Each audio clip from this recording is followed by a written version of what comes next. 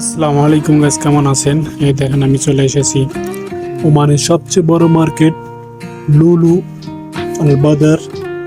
দেখেন কত বড় একটা মার্কেট। আমি এখানে এসেছি কিছু কেনাকাটা করতে। অ্যাকচুয়ালি আমরা দুজন এসেছি। এখন আমরা আছি কাপড় সেকশনে। আমরা এখানে কিছু কাপড় দেখতেছি। এই দেখেন আমাকে, এখন আমি শু দেখবো। এই দেখেন শু দেখতে এসলাম। শুটি কেমন লাগতেছে আপনারা একটু বলবেন।